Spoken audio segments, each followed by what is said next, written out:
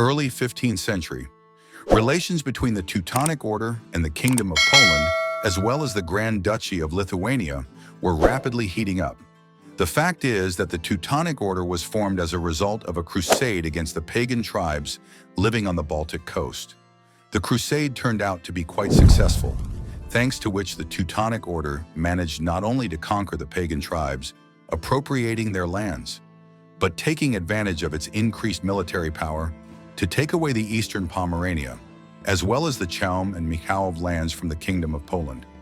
Since the Kingdom of Poland was clearly not strong enough to resist the Teutonic Order, it had to come to terms with territorial losses. As for the Principality of Lithuania, when a civil war began in the Grand Duchy of Lithuania in 1381, Vytautas, in exchange for support, promised Samogitia to the Teutonic Order, which soon came under the control of the Teutons.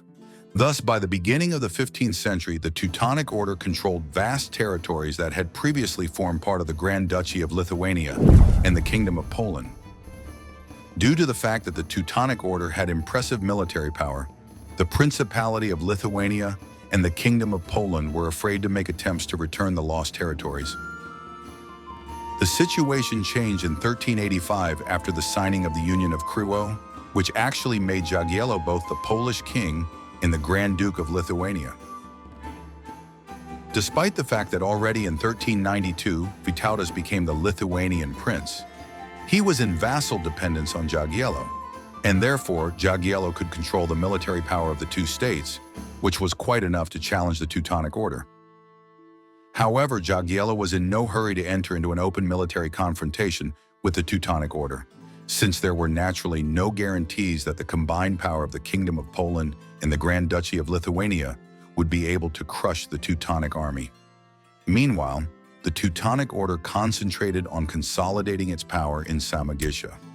Separately, it should be mentioned that during the period when Samogitia was part of the Grand Duchy of Lithuania, the power of the Lithuanian princes in this territory was only nominal, and everything was actually controlled by local rulers who naturally fiercely resisted the Teutonic attempts to establish their own order in the region.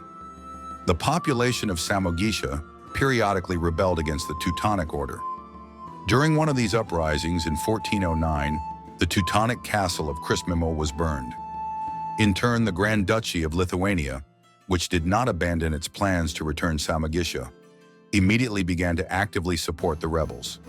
In response to this, the Teutonic Order began gathering troops, threatening the Grand Duchy of Lithuania with invasion if it did not stop supporting the rebels. In turn, Jagiello, well aware that the Teutonic army could not be stopped by the forces of the Grand Duchy of Lithuania alone, declared on behalf of the Polish kingdom that if the Teutonic army entered the Grand Duchy of Lithuania, the Kingdom of Poland would send its army to Prussia. Since the master of the Teutonic Order, Ulrich von Jungingen, did not plan to cede Samogitia, on August 6, 1409, he declared war on the Kingdom of Poland and the Grand Duchy of Lithuania. Despite the fact that the Teutonic Order had impressive military power, it did not have the strength to simultaneously attack the Polish kingdom and the Grand Duchy of Lithuania. The Grand Master understood this very well, so he decided to first defeat the Kingdom of Poland and only after that attack the Grand Duchy of Lithuania. Already on August 14th, the Teutonic army invaded the territory of the Kingdom of Poland and, rapidly advancing, managed to establish control over the Naga fortress of Dobrzyn, as well as the cities of Bobroniki and Bydgoszcz. However, the Grand Master refused to continue the offensive deep into the Polish kingdom, since he had limited forces at his disposal. Meanwhile, the Polish army, having gathered its strength and taking advantage of the enemy's inaction, was able to organize a counteroffensive, thanks to which the Poles managed to regain control of the city of Bydgoszcz. At the same time, the Samogitians, who rebelled against the power of the Teutonic Order, attacked Memel. It should be mentioned that the parties to the conflict were not ready for a full-scale war and therefore did not conduct major offensive operations, but concentrated on accumulating forces. Already on October 8, 1409, a peace agreement was concluded between the Teutonic Order and the Kingdom of Poland, after which both sides began intensive preparations for the resumption of hostilities, since they perceived the concluded peace agreement only as a temporary truce. While preparations were underway for a full-scale military confrontation, Jagiello agreed with Vytautas, who was the de facto ruler of the Grand Duchy of Lithuania, about joint actions in the upcoming war against the Teutonic Order. They drew up an action plan that involved a joint attack on the capital of the Teutonic Order, the city of Marienburg. They also managed to attract Khan Jalal ad-Din to their side, who promised to take part in the war against the Teutonic Order, in exchange for Vytautas' promise to help him in the fight for the Khan's throne of the Golden Horde. To prevent the Teutonic Order from guessing about the true plans of the Polish-Lithuanian army, Polish and Lithuanian troops carried out several raids on the border territories of the Teutonic Order. Thus, the Grand Master, not knowing about the true plans of the enemy, was forced to deploy his troops to protect the entire perimeter of the border, strengthening the garrisons of Ragnit, Rhine, Lutzen, and Memel. Realizing that the enemy had a numerical advantage, the master of the Teutonic Order decided to use defensive tactics. He expected that the Polish army would launch an offensive along the Vistula towards Danzig, and the army of the Lithuanian Principality would advance along the Niemen towards Ragnit. The main part of the Teutonic army was concentrated in Schwetz, since it was from there that reinforcements could quickly be sent against both the Polish and Lithuanian troops. Both sides prepared for the upcoming war throughout the winter of 1409 and spring of 1410. By the end of May, the Lithuanian army began to gather in the vicinity of Grodno, joined by horsemen from the Golden Horde and other allies. Soon the armies of the Kingdom of Poland, the Grand Duchy of Lithuania, and their allies united in the city of Czerwinsk, and on July 9th, they began a joint offensive deep into the territory of the Teutonic Order, planning to quickly reach the outskirts of Marienburg. Having learned about the joint invasion of the Polish and Lithuanian armies into the territory of the Teutonic Order, the Grand Master was able to unravel the enemy's plans, after which he began to take active action. Leaving 3,000 soldiers in Schwetz, the Grand Master, at the head of the main forces, hastily moved to the banks of the river near the city of Kawernik. The maneuvers of the Teutonic army did not go unnoticed, therefore, having learned that the Teutonic army had taken up defense on the riverbank and not risking attacking fortified positions, the Polish-Lithuanian army turned east in order to reach his capital without engaging in battle with the enemy. In turn, the Grand Master, whose scouts were monitoring the enemy's movements, having learned about the maneuver of the Polish-Lithuanian army, ordered his army to move towards him. In the early morning of July 15, 1410, both armies met in the open area between the villages of Grunwald, Tannenberg, and Ludwigsdorf. The site of the upcoming battle consisted of several gentle hills separated by wide valleys. In general, the territory was quite suitable for the actions of large detachments of cavalry, of which both armies mainly consisted. It should be mentioned that there is no exact data on the size of the opposing armies, but all historians agree that the numerical advantage was on the side of the Polish-Lithuanian army. With a high degree of probability, the army of the Teutonic Order consisted of 11,000 soldiers, while the strength of the Polish-Lithuanian army, together with its allies, was about 17,000 soldiers. The opposing armies lined up opposite each other and prepared for the start of the battle. The Polish-Lithuanian army formed three battle lines. The first served as the vanguard, the second line contained the main forces, and the third line played an auxiliary role. The right flank, under the command of Vytautas, was formed from detachments fielded by the Grand Duchy of Lithuania and their allies. It consisted mainly of light cavalry.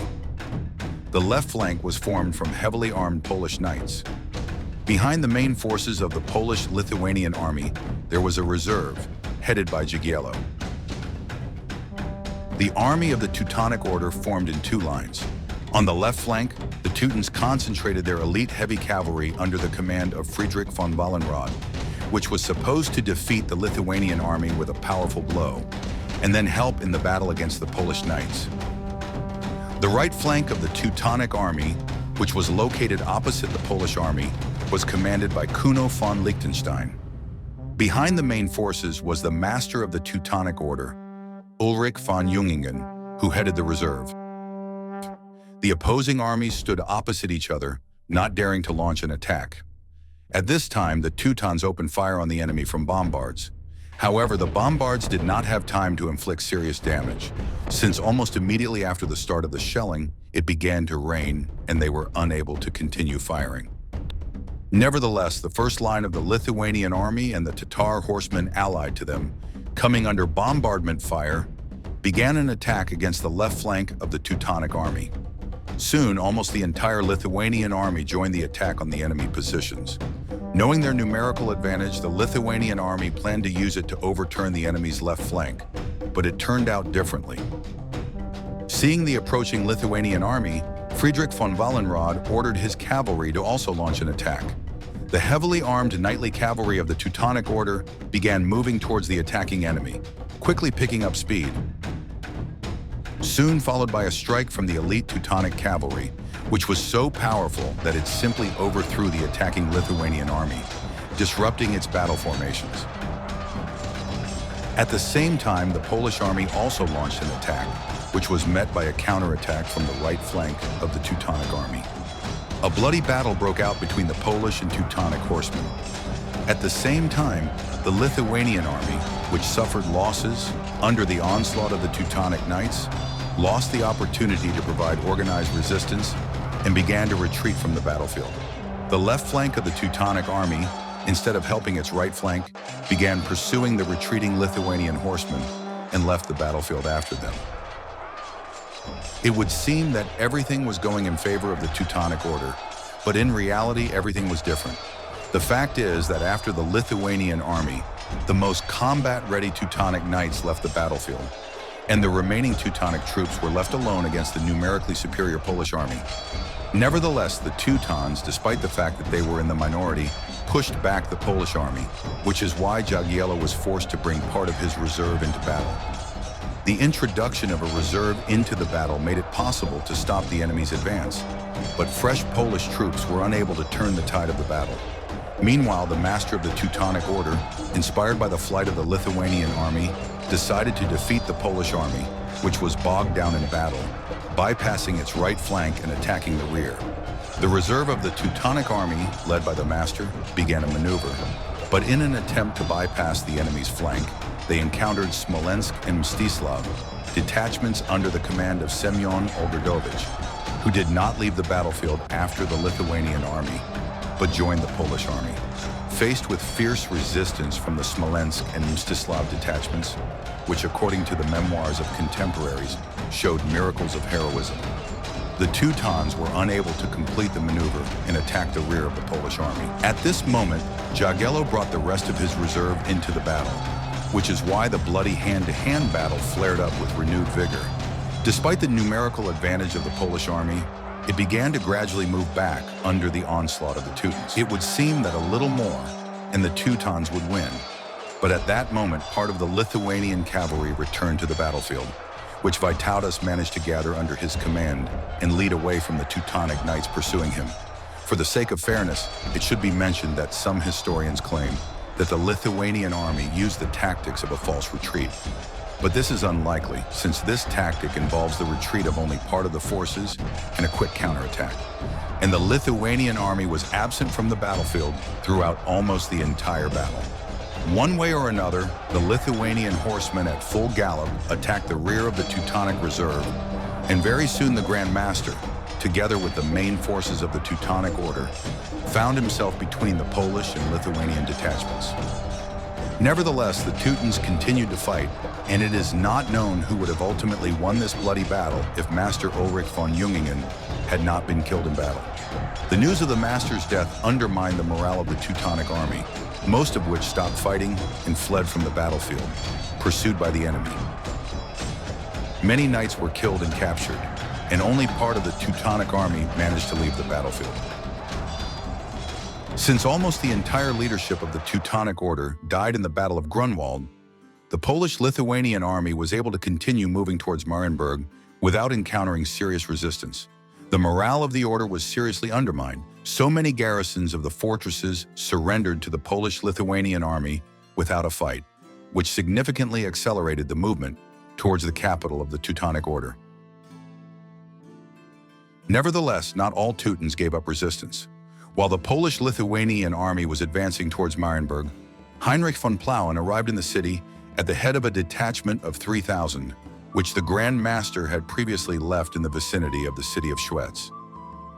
The arrival of a 3,000-strong detachment significantly strengthened the garrison of Marienburg, so the Polish-Lithuanian army, seriously weakened by the Battle of Grunwald, upon learning that the garrison had received reinforcements, did not dare to storm the city, but began its siege. It should be mentioned that the siege work proceeded extremely slowly, which is why serious problems soon began in the Polish-Lithuanian army in the form of dysentery and conflicts between Lithuanians and Poles. Deciding that it would not be possible to capture the capital of the Teutonic Order, on September 8th, Vytautas, at the head of the Lithuanian army, left the vicinity of Marienburg. In turn, Jagiello, realizing full well that he could not take the city without the help of Lithuanian troops, lifted the siege on September 19 and, at the head of the army, retreated from the outskirts of Marienburg. Thus, having won the Battle of Grunwald, the Allies failed to defeat the Teutonic Order. Moreover, having learned about the retreat of the Polish army from the outskirts of Marienburg,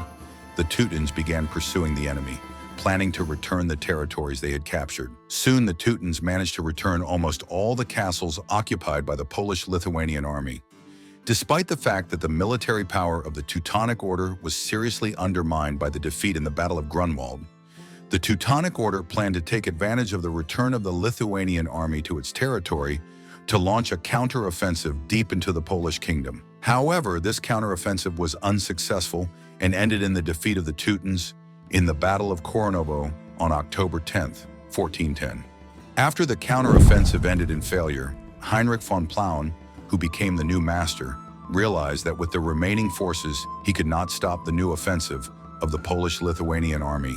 So in February 1411, he was forced to sign a peace treaty, under the terms of which, in exchange for the return of the knights captured in the Battle of Grunwald, the Teutonic Order undertook to pay an indemnity to the Polish king. Samogitia came under the control of the Grand Duchy of Lithuania, but after the death of Vytautas and Jagiello, it had to return to the control of the order. The Teutonic Order was unable to restore its military power after the defeat in the Battle of Grunwald and quickly began to lose its influence. However, it was the decline of the Teutonic Order, which became the main consequence of the Battle of Grunwald and led to the formation of the Prussian Kingdom, which many years later was able to unite the German principalities around itself and create the German Empire. If you like this video, be sure to subscribe to my channel and click on the bell so you don't miss new videos.